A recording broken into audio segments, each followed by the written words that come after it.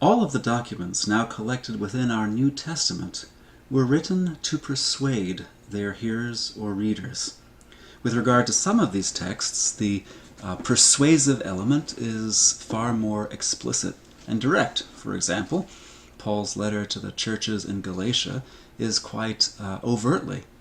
written to persuade the Gentile Christians not to accept circumcision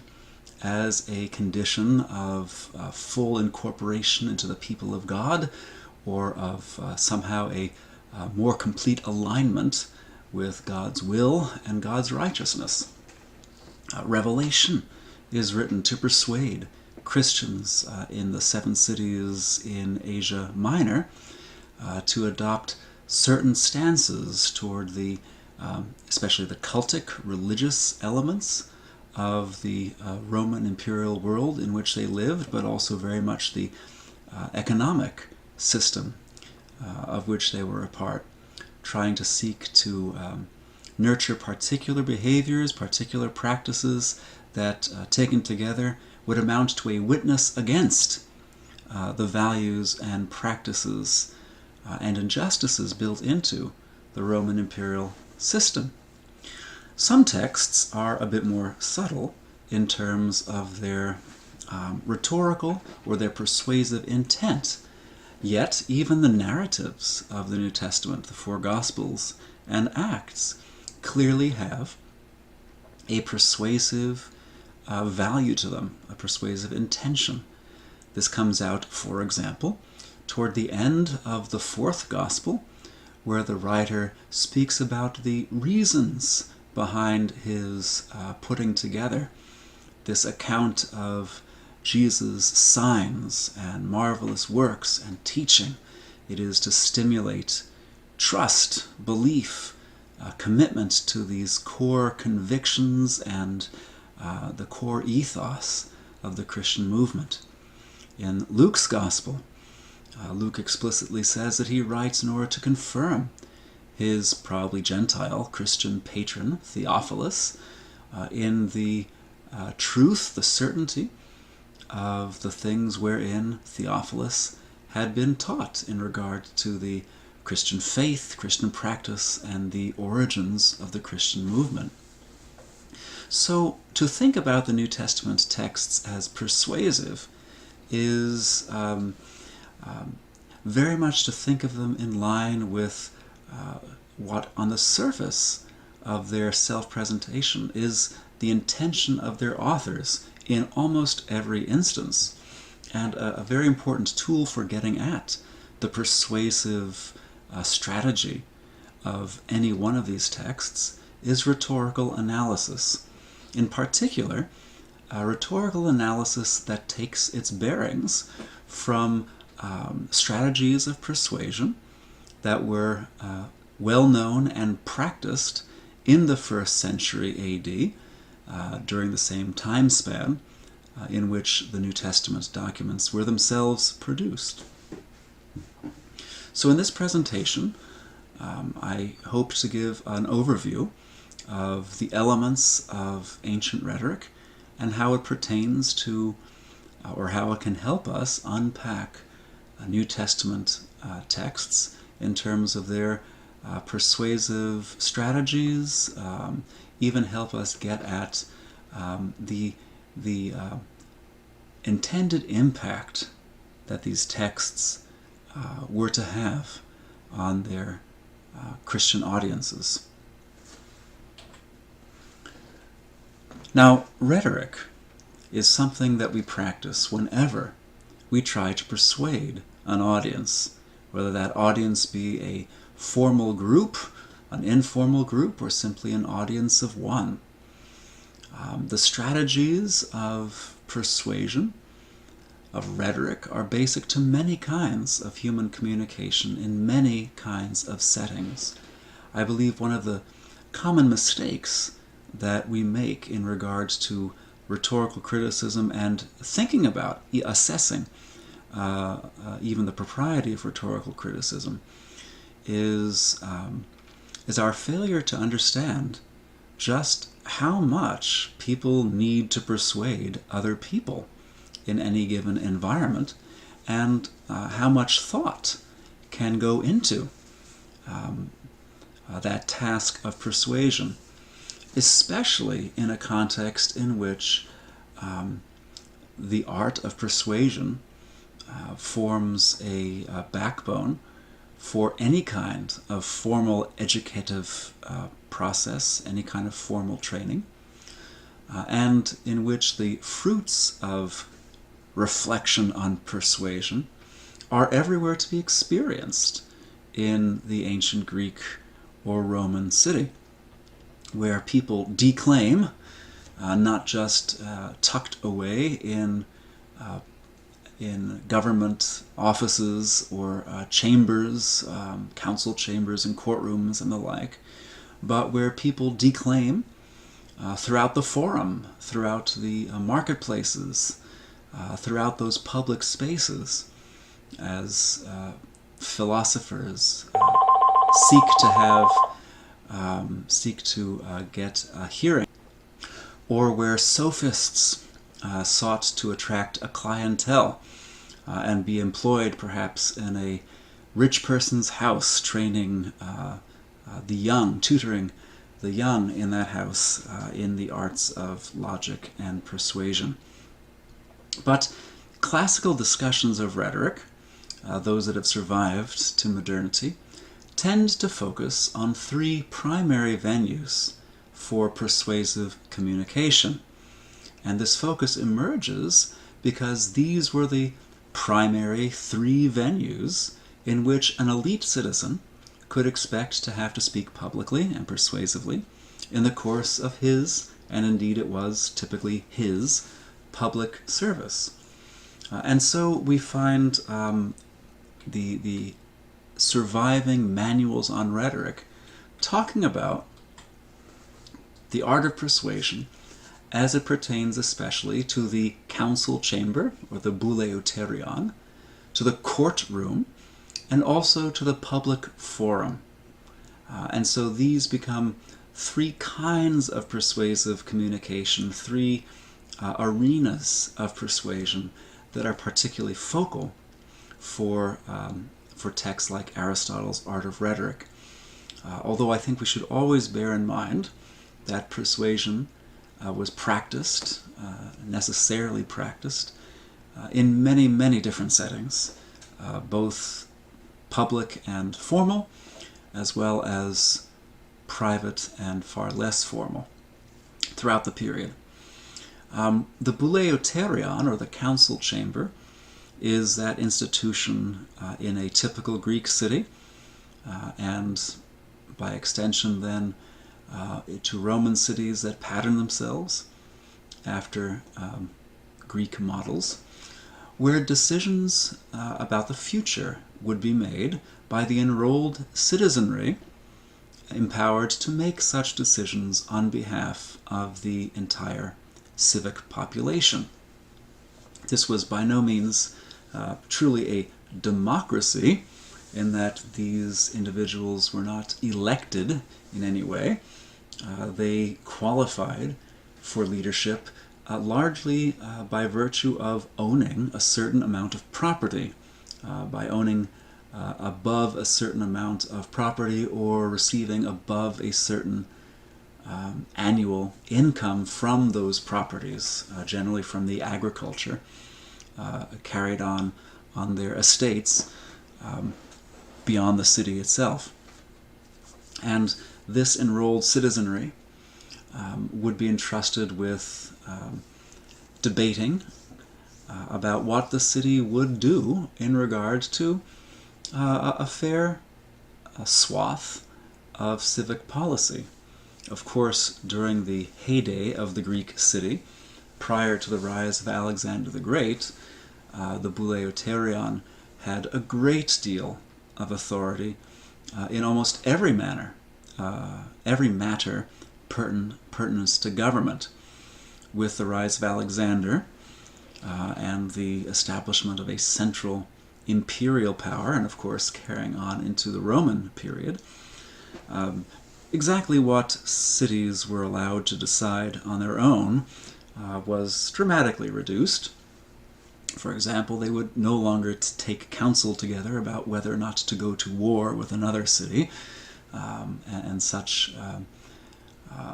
matters of foreign policy were completely stripped from them. But they still had quite a number of decisions to make, whether or not to vote new honors to a given benefactor or to the emperor, whether or not to maintain or change established religious rituals, whether or not or in what ways to regulate taxation of merchants and seafarers and local populations, what civic improvements to approve or how to prioritize them, etc. And so in this arena, the players would need to know how to persuade their peers that their own proposal was the best way forward on any given matter. So training in deliberative oratory was essential to functioning effectively in this arena. These same enrolled citizens also formed the body of jurors, the jury pool, as well as the attorney pool in the ancient city. So very often they would be called upon to defend or prosecute a case in the court. And indeed then they would need to be trained also in forensic oratory or judicial oratory to know the law and how to build cases in regards to breaches of the law or defenses against charges being made to one of their friends who would become their judicial client, as it were, in the courtroom. So the court was a place where decisions had to be made about past action,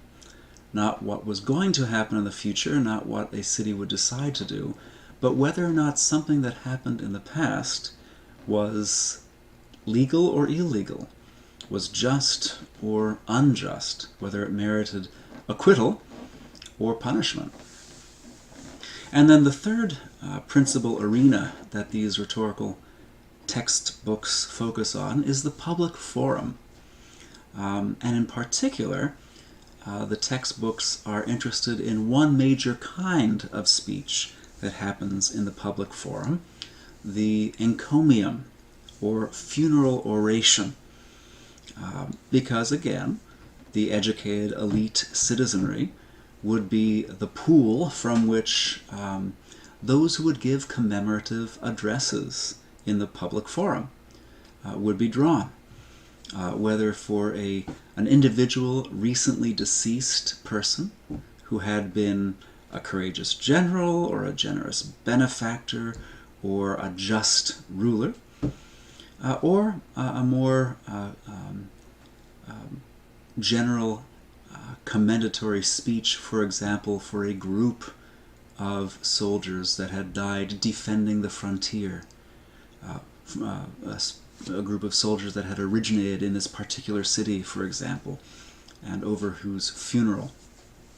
the citizenry was to preside. And in this kind of oratory, the main goal was to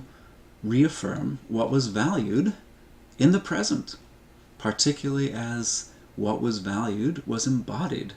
in the deceased, whose life, whose achievements, whose virtues were being celebrated in the eulogy or encomium,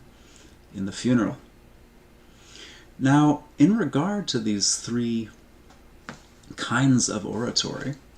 we have a great number of resources from the ancient world itself. We have a number of textbooks that were written on the basis of observations of effective rhetorical practice, to be themselves a resource for those who wished to learn effective rhetorical practice. One of the most important is Aristotle's Art of Rhetoric. Written in the 4th century BC, Aristotle was himself a tutor of Alexander the Great, and of course one of the ancient world's most prolific writers,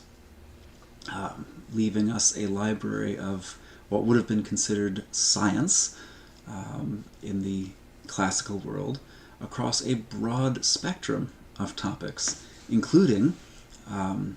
sciences that would now be considered more humanities. Aristotle's work on logic, for example, or poetics, and here his work on the art of rhetoric. From about the same period, we have Anaximenes' shorter treatise, the Rhetorica ad Alexandrum. This had been attributed to Aristotle. It's from about the same period, but scholars now realize that was false attribution. It should be credited rather to the rhetor, to the orator Anaximenes. It is another marvelously informative first-hand account of what persuaded in the late classical, early Hellenistic world. We also have a number of Roman textbooks on rhetoric. Cicero was the master of rhetoric, and he has left us the On Invention and On the Orator. These come from about the mid-1st century BC, and a work formerly attributed to Cicero, but now realized to be by someone else, the Rhetorica ad Herennium, from about the same time, is an even more comprehensive treatment of all the different facets of rhetoric as it was practiced in late Republican Rome. And by far the most exhaustive treatment of the topic is Quintilian's Institutes of Oratory, written toward the end of the 1st century AD. Quintilian was a statesman and celebrated orator and teacher. Toward the end of Domitian's reign, he put together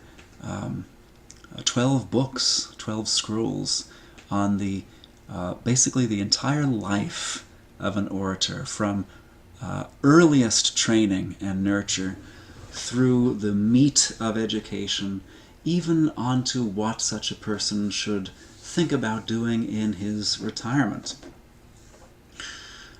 All of these textbooks focus, as I've said, on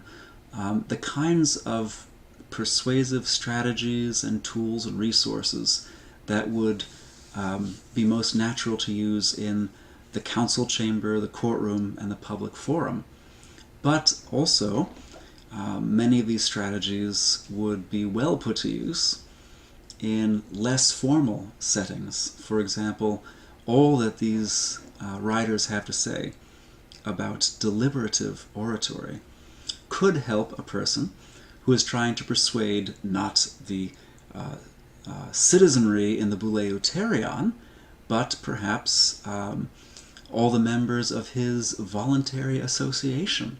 to take a particular course of action. Whether that voluntary association is an ancient burial society,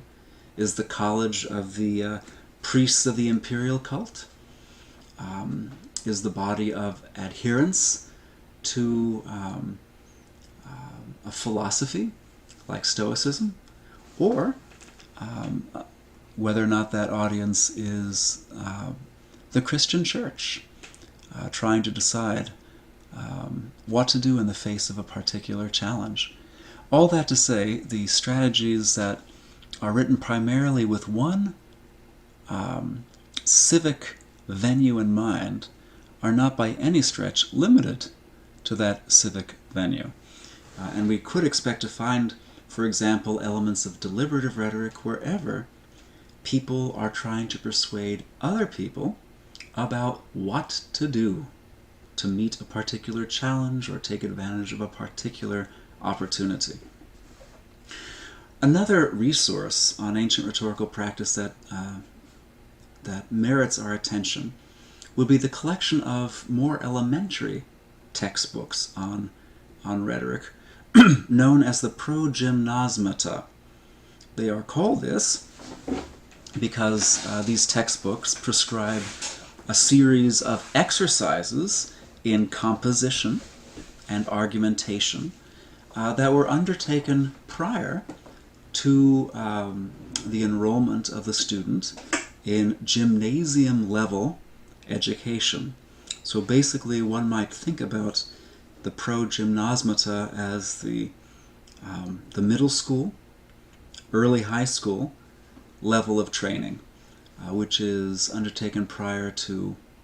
late high school or college studies level training in the art of rhetoric.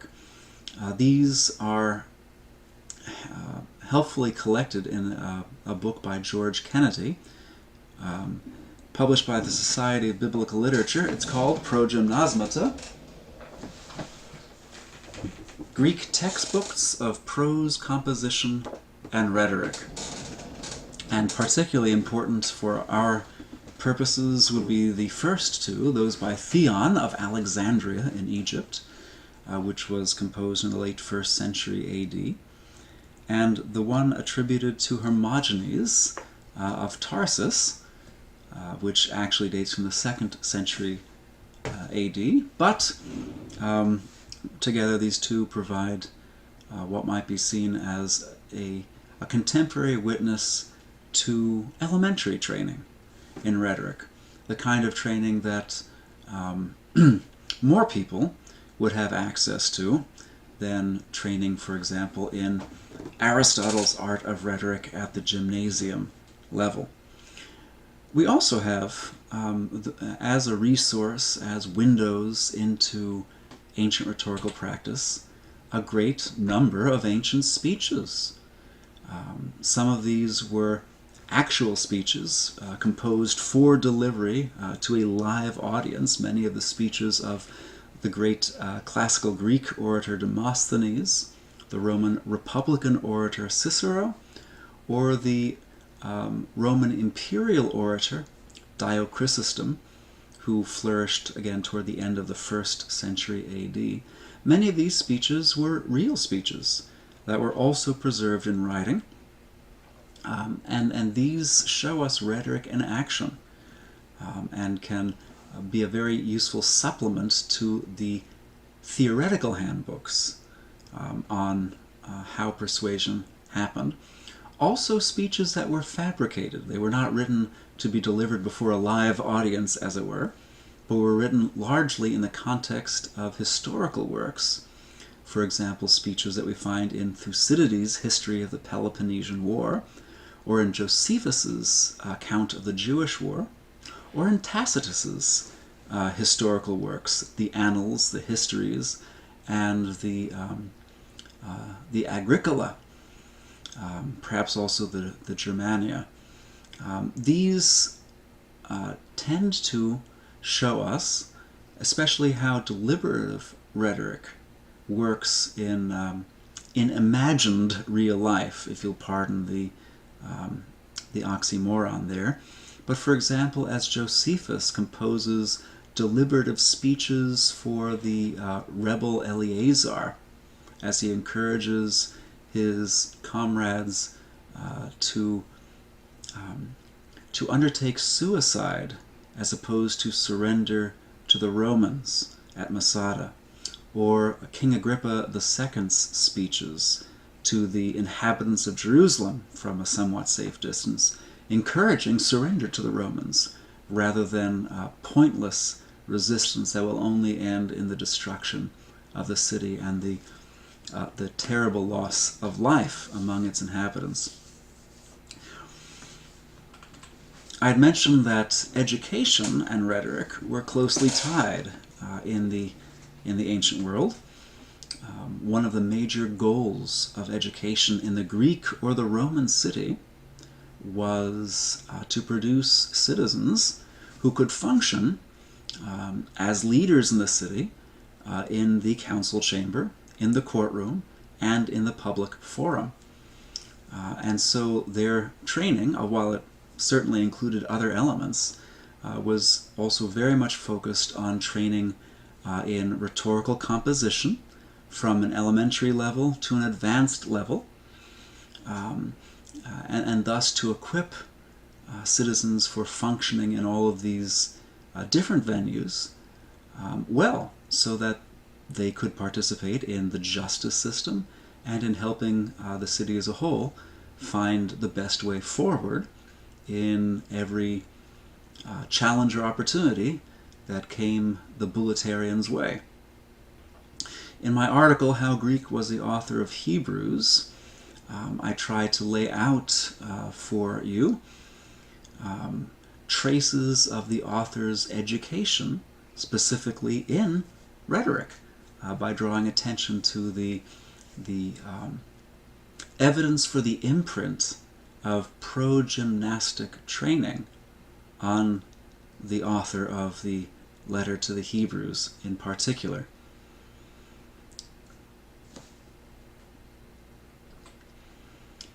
In the next segment, we'll begin to look at the particular kinds of speeches, what kinds of topics each uses, and also at the full range of training that went into the effective speaker, and of course continue to think about ways in which this impinges on our reading of the New Testament and analyzing of the persuasive strategy of its authors.